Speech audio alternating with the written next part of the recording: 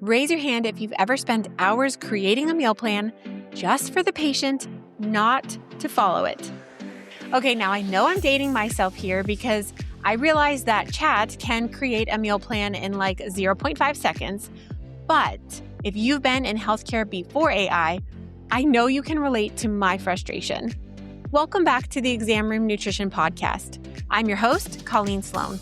I'm a PA and dietitian, and today I'm joined by Devin Breedon, a registered dietitian, private practice owner, and nutrition entrepreneur who spends his days unpacking the real-life barriers getting in the way of patient progress.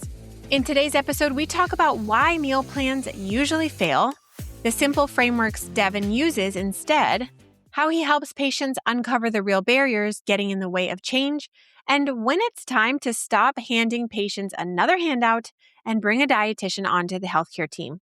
I love the direction our conversation went, and you're going to want to stick around to the end because Devin shares such practical advice on what providers should actually say when referring a patient to a dietitian. Please don't just say, go see the dietitian, they'll put you on a meal plan. Plus, if you're a dietitian interested in private practice, Devin shares some really good mentoring advice on networking, referrals, and how to get your name out there. And real quick, if you're looking for tools to help your patients with behavior change, maybe you need a little refresher on motivational interviewing or just looking for some new scripts on things to say to patients, check out my behavior change toolkit. It has all of those things I mentioned, plus a customizable patient handbook with habit tracking and a ton of helpful resources for your patient. Just go to the link down in the show notes or examroomnutrition.com/toolkit. All right, well, recording this episode felt like a masterclass in what dietitians really do with patients behind closed doors. So get comfy or drive safe and enjoy my conversation with Devin. Devin, thank you so much for being on my podcast. I feel like you are representing the very few dietitians out there. So thank you so much for being here and welcome to the show. Colleen, thanks for having me. I appreciate it. All right, well, I want to start with a scenario that we have all seen and heard. It's the patient who says, I'm doing everything right, but they either can't lose weight or maybe their labs aren't changing. So I would love to kind of get inside your brain and tell us, what are you listening for in their response? What are you asking them to maybe really tease out what's going on with this scenario? Definitely. I think the idea is looking at the fine details in between of things when it comes to nutrition and health. I like with a lot of patients saying, go from the time you wake up, the time you go to bed and no filter. Like, I want to know everything. What makes you tick? What happens? And then we start seeing like, oh, there's a skipped meal, or we see work stress going up, but now we're getting another coffee, or we get home at the end of the day and we're supposed to be going to exercise, but now there's other things that get in the way, right? You've added kids or business or life and all these things kind of unravel. So I think the biggest thing is people have that mindset of being healthy, but I think we've got to look at the big picture of that person in their day, because I think that helps us understand a little bit more how we can help them. Yeah, we all have lives outside of the 20 minutes they spend inside the exam room. There's so much else that goes on outside of our office that we really need to know and understand. And I really like how you looked at the other pillars of health, like sleep, stress, physical activity. And they could be totally eating perfectly healthy, but their stress levels are totally out of control, or they're sleeping 4 hours a night, right? Like, we do have to take that holistic approach. And I really like how you mentioned that, to pull in and observe the other pillars. Now, since my podcast is about nutrition, I'd love to hear, when you walk through a person's typical day, a lot of us are doing 24-hour diet recalls or even just a simple, 2 to 3 day recall. What are some patterns that you're seeing that might explain the lack of progress the patient is experiencing? One thing I do is when I ask them about how does your day start, I look and say, what time do you set your alarm and what time do you get out of bed? And what is the first thing that you're going to do at that point, right? Is the focus on getting a breakfast situated? Is it going to exercise? I think trying to figure out that schedule and how nutrition is playing a role in that. Because I have some clients that like to hit snooze and snooze and snooze, and their mindset of being healthy is getting up in the morning, setting that alarm clock, getting up and doing the things they need to do. But now they're an hour behind because they've kept snoozing things along. So everything regarding goals and what they want to get is now pushed off, right? So then we look at like, hey, would it be better to prepare for that next day, the day before, right? We start looking at maybe it's a planning issue, right? So the biggest thing is that, we look at the schedule little by little, looking at those little finite details of where things go and unravel with their day. And before we even dive into lunch, dinner, exercise, I kind of try to look at those fine details. And I think having the time that I have available, I'm able to help them kind of see that big picture. And maybe it is just the morning we got to fix. May not be the rest of the day. I'm really jealous of dietitians' time that you guys get with clients because I wish in primary care we got that time. And unfortunately, in the generation of medicine that we're in, we're so rushed and it really is at a detriment and it doesn't help the patients at all. But it is what it is and it's kind of where we're at. And that's why I think referrals to dietitians is important. And we'll talk about that kind of at the end of the episode. I want to hear your thoughts on referrals and how to make them successful. But you know, you have so much experience working with patients. So I would love to hear, how do you adjust someone's nutrition plan? Like what types of things would you work on first with someone who does want to lose weight and they're working with you for that concern? Yeah, we could jump right into saying like just a caloric deficit, right? The idea of just eat less calories, things would work, right? For most people, obviously, their structure doesn't even support that mindset of even getting to that point. So I think what I'm looking at my clients is like, okay, do we have a good plan for our meals throughout the day? Do we have the support around us to get our health goals met, right? Is there that foundation? A lot of my clients, and I would say, I was asking, like, do you have a loved one that is nearby, say a spouse, significant other, a family member that is on board with your health goals, right? Sometimes there's that lack of support that people don't have. And they're like, I'm doing this on my own, and my loved one eats pizza every day, right? So there's that part of creating a barrier and boundary with people around you that your health is the focus right now. If they want to lose weight, they've got to have the support, they've got to have a system in place. They have to work through any negative, maybe relationship they have with food, right? So if there's an eating disorder or something underlying, right? Is the discussion about weight even appropriate at this point, right? So sometimes I have to determine which direction I go with weight for some of my clients because maybe that's a sensitive subject, right? Being a male dietitian talking to a female about their body, sometimes it's a hard stop. Maybe we're not that point yet where there's that safety net that I can talk about those things, right? But I think the foundation and structure, if we don't have that from the beginning, you tell them to eat healthier or what to do to eat healthier isn't going to be there because that structure doesn't exist. Now, I want to linger here a little bit. When you say structure, what do you mean or what does that look like for a person's life? When it comes to the idea of structure, I think it's like the idea like with the pillars of health, right? Do we have all of these pillars regarding our day to day that'll actually allow us to be successful in health, right?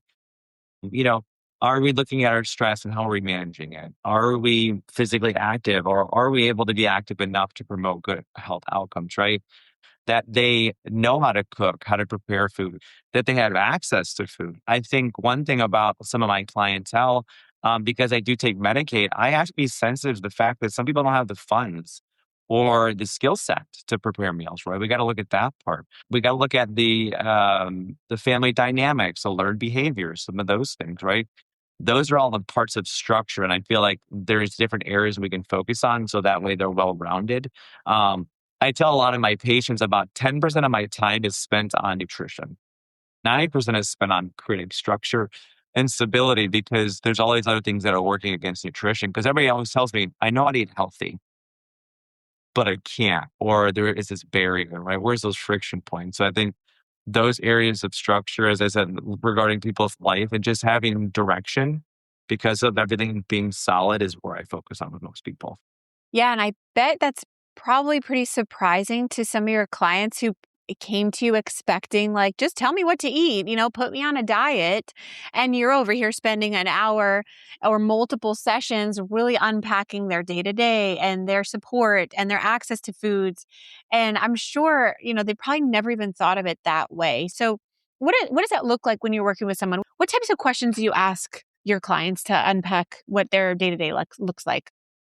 So one thing that I started implementing when I do an intake with a client, I do ask them about like, I ask them about, do you have a budget for groceries? Like, how much do you spend average on groceries? I do ask them like, are there limits? How many mouths do you have to feed, right? Do you lean on possibly financial support from other areas, right? I kind of ask those questions just so I'm sensitive and empathetic from what they're going through, right? But I think as we go through the day and say, okay, like tell me how you prepare your meals, and I start hearing a lot of things are out of a microwave, or I hear there's an issue with storage. I start kind of teasing out the idea that there's probably some barriers at home, even a functional barrier. I have some people that can't stand for long periods of times, right? So the idea of using any equipment might not even be an option, right? So I think there's all these different dynamics. But yeah, I think in my background, I was a clinical dietitian and did bedside education, and it was a handout and a 10-minute discussion, and I walked off, right? So I never asked those questions because I didn't have time. But now it's like I get to really pull it out, and then we get to make actual habit changes with the idea that they can do it within the realm of what they do, without feeling like they have to be, have privilege to take care of their health, right?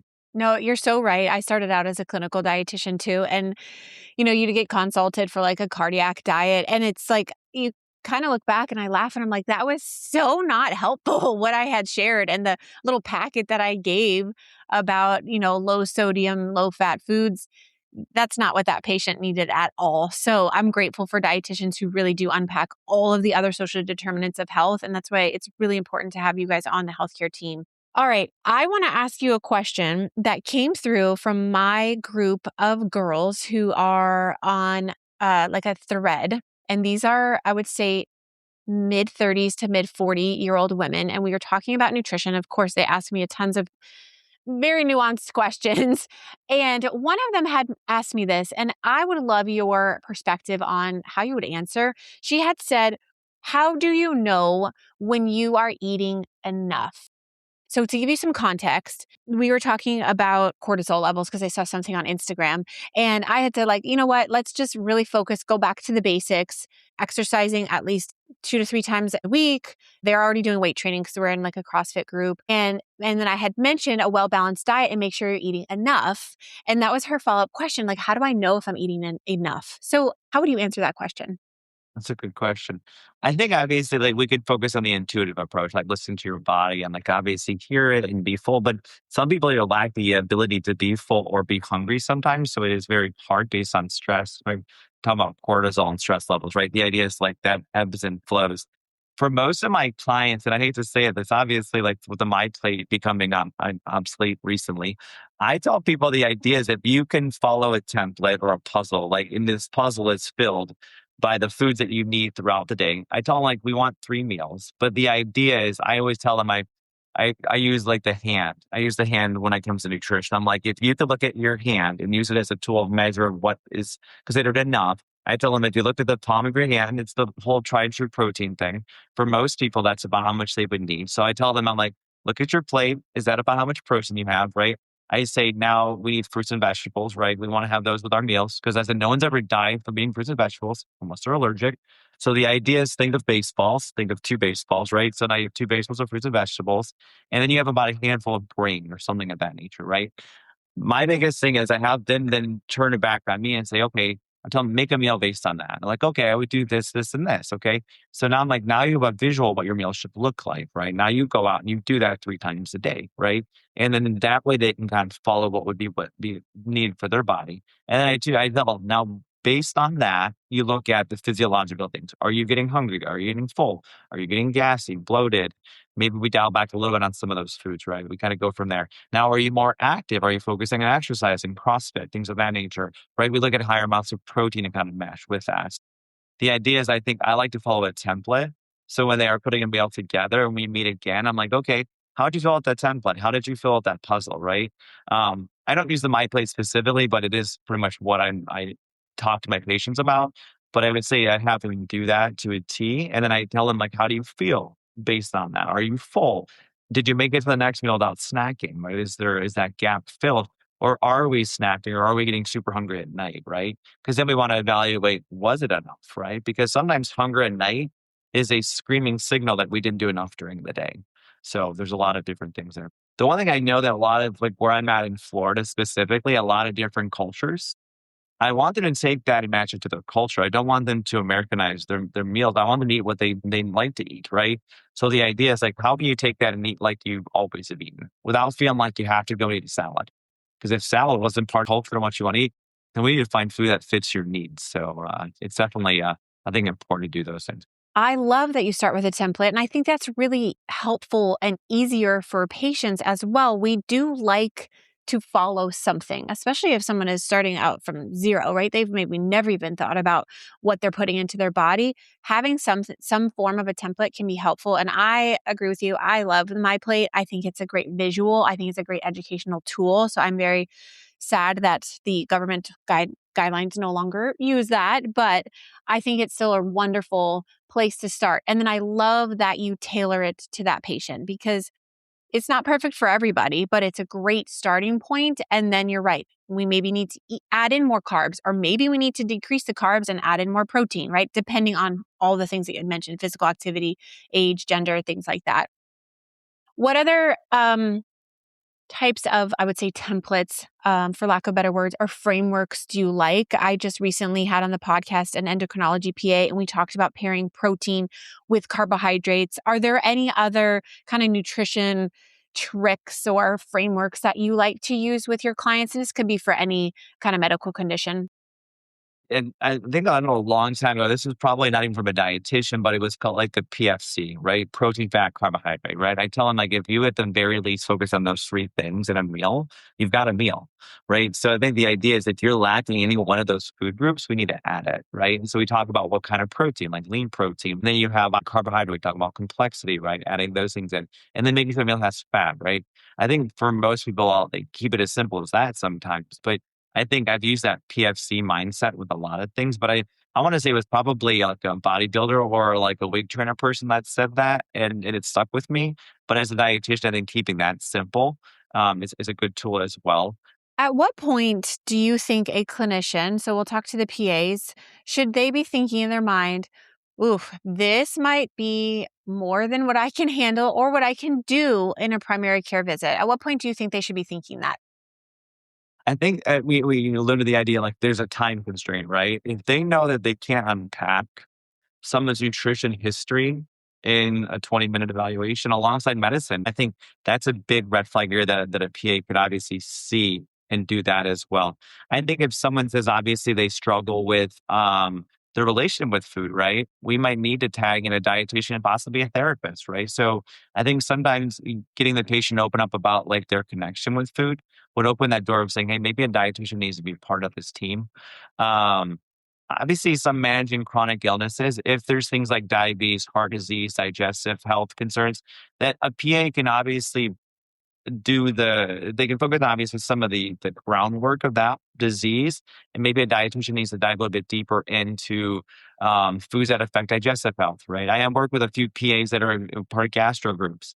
They are going to probably not focus on an hour-long discussion on FODMAPs or something like that, that maybe is a little bit more involved than a 20-minute discussion. Because what happens is a piece of paper is given. And I would say if a PA or an ND or NP is giving out a piece of paper, it should also come with a referral to a dietitian, right? So the idea is like this is a great starting point, but you need more support from someone who really is going to be in this with you, and a dietitian would be a great option. Oh, you are speaking my language. I totally agree with you because, especially when you said FODMAP, I kind of cringed a little bit. I think it's a fantastic and a helpful elimination diet, but not in primary care unless you're a GIPA, unless you have a dedicated visit for that one specifically. Because giving a patient a handout of high FODMAP, low FODMAP foods and being like, here, try this and only eat low FODMAP foods is so inappropriate and so not helpful. And that's, again, I love that. If you said if you're giving the patient a handout on something nutrition, agree. It should also come with a referral to a dietitian. Which brings me to my next question. For my PAs or medical providers who might not know, can you please kind of explain what does a registered dietitian actually do in a session with a patient? And you can give a couple scenarios if you need, because I know this looks different if you're working with an IBS patient versus someone who needs to lose weight versus a patient with diabetes. So let us know and give us like an inside look at like what do you actually do and what do you tell your patients? Definitely. I think the biggest thing is in the world I live in, I may be referred to from a provider or I go in cold and don't know anything about the patient, right? So there is sometimes where I have a referral, I've got an H&P, I've got some actually information on medical history, and sometimes I have nothing to go off of, and I'm doing a full H&P as myself as a dietitian. So I think The biggest thing is I dive into people's medical history, medications, supplements, their family history. Then we dive into the diet. We spend a good chunk of the time talking about breakfast, lunch, dinner, likes, dislikes, aversions, things like that in the appointment. And then what I do at that point is I mold the medical side, all the history, the family history, the social determinants. I look at the diet, and then we kind of roll that together and we create a plan based on where the patient wants to be. So at that point, they may say, I want to lose weight. I want to improve my blood sugar. I want to do a certain thing. We plan that over a certain time period based on what they know, what they're able to do. Pretty much, I have them kind of create their own goals. I give them my advice about what to do next, and then we create a plan that holds them accountable. And what I like to do too is I might dive into the medication and what it does for nutrition. I might talk about maybe an acid and how it blocks certain absorption of certain nutrients, right? That they need to kind of know I'm not against medication. I also talk about the physiology if they really want to know when they eat something. I love to draw a picture. I'm a very visual person. I will draw the entire digestive tract on a board and I will explain what happens in the gut in a 20-minute conversation. So when they eat a certain fruit, food or vegetable or whatever, they're knowing what's happening on physiologically. So next time they eat that food, they know what's internally going on. To imagine cramming that into 20 minutes or less at a bedside or in an exam room, like it's a lot that we go into. So, but yeah, there are nuances. Every condition's different. I'm a generalist, so I see everything from children all the way to 100-year-olds. So my hat has to shift every time I see somebody. So, from what I gather, you're telling me that you don't just write meal plans for every patient that comes in through your door. Is that correct? That is correct. Yeah, I tell people if they want a meal plan, it's going to probably fail. Like in my opinion, because like tell me what to eat, and I'm Yep. like, you could Google that, and it won't work. I mean, majority of people it won't work. Some people are very hard; and they'll do those things, but I think for most people, there's a lot of habits getting in the way before that happens. Yeah.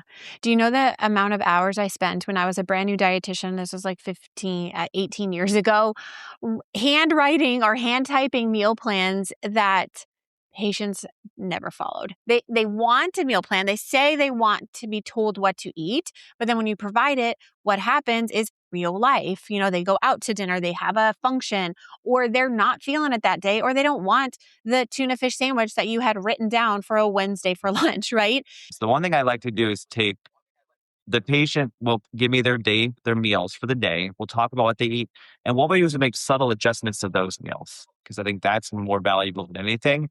Because they're like, well, I can't eat rice. I have diabetes. And I'm like, let's talk about portioning and adjusting because you can still have rice. So the idea is like, I'm not going to say take it away or tell you to eat tofu. Because I always joke with the patients, I'm like, I'm not going to leave. You're not going to leave here with me telling you to eat tofu. And they're like, well, good. Because I thought that's what this was going to be about. And I think a lot of referring providers don't really understand or know what dietitians do. So they don't know what to say when they make the referral to a dietitian. So, like, Yeah. okay, I know I don't have enough time or I don't know enough about nutrition. I want you to see a dietitian. But, like, what do you think a clinician should tell a patient? Like, I'm going to refer you to a dietitian for what? I think the biggest thing is I think if they understand what medical nutrition therapy is, like what we're doing, because I think, yeah, if we are the food people and the meal people, it becomes very siloed as to what we do. I think knowing that we have the understanding of the pharmacotherapy, the medicine, the amount of education I think dietitians have, I think a lot of providers don't realize. I mean, people think it's like a weekend certificate, right? So the idea is as thorough as we are, I think you're going to say, I'm referring you to a dietitian. They're going to dive into some of the medical connection with your nutrition. They're going to really dive into how you eat on a day-to-day basis and actually come up with a plan that's going to help you actually make improvements to your health. And that's going to be spent over a longer period of time so you can get that support you need. Right. Because I think that that allows them to understand that I trust this person. They're going to look out for my well being and then they're actually going to be very thorough because they're going to be medical providers just like we are, right, as PAs, but they're going to obviously dive a little bit deeper into and connect that nutrition. I think a Yeah. lot of PAs might refer to a dietitian and think that, oh, this person's going to tell them not to eat anything or avoid foods or be restricted. So, but we're all on the same team, right? We're all trying to provide the best level of care we can. Dietitians are really, really good at making the plan work for the patient based on their lifestyle and their goals. And they're fantastic at behavior change. I think that's one area where in medicine, in a medical visit, we don't have the time for. I don't have the time for unpacking. Why are you struggling with this? dietitians are wonderful with that. Would you agree that you really work on behavior change with patients? Yeah, I think because we can ask those deeper questions of the why, right? Ask them why they believe the way that they believe or what they can do, right? Really get them to think big picture. And why do we do the things that we do? I have a client this morning. He drives down the road at work every day, and every day he sees a Wawa gas station, and he always goes and gets a coffee, right?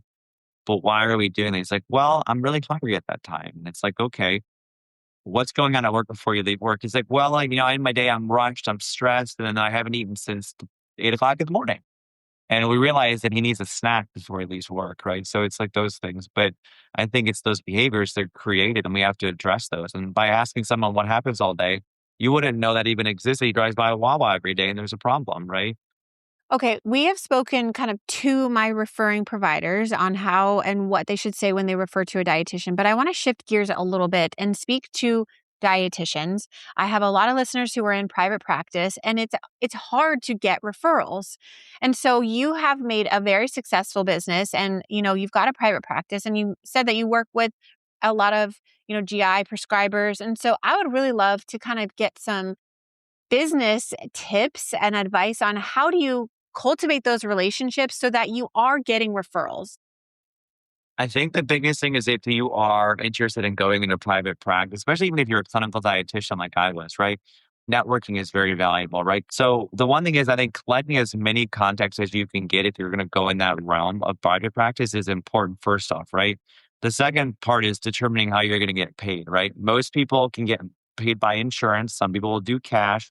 You need to determine which route you're going into. But if you're looking at people to refer to you, I tell people as a general rule, if they take insurance, you probably need to take insurance. So the biggest thing is be aware that you have to have that as an option because if you go in an office and say, I'm this amazing GI dietitian and they are a medically practice and you are trying to get referrals, it may not be a good fit for you to like that. Relationships really will matter when it comes to being a dietitian because the one thing, and it was a quote has someone had said that obscurity is the worst thing for a dietitian, but if someone knows you exist as a dietitian, you're the only known dietitian at that point and be the best you can be. But make yourself known before you worry about all the little pieces of running a business.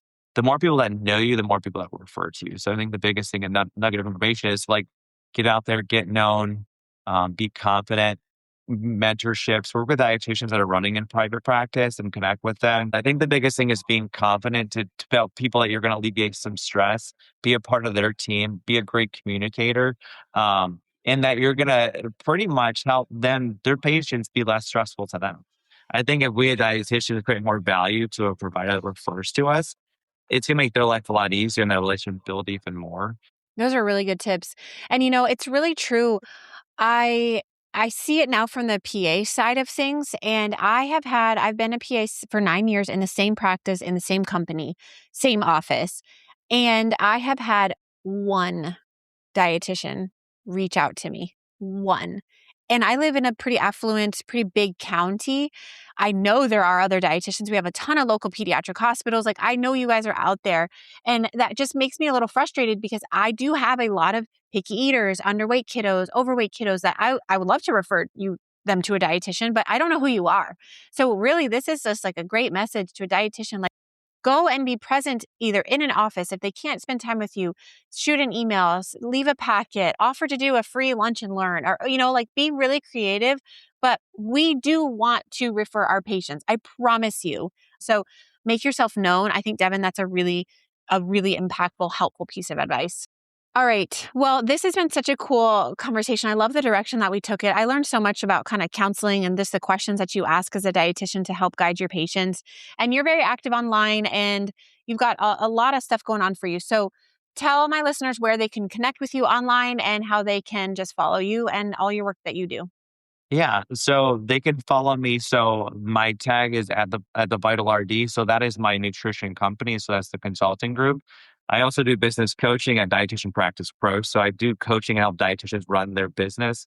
Um, Also, if you're involved with the Academy of Nutrition, I'm a board member for the state of Florida. So I'm the incoming treasurer for the Academy of Nutrition for Florida.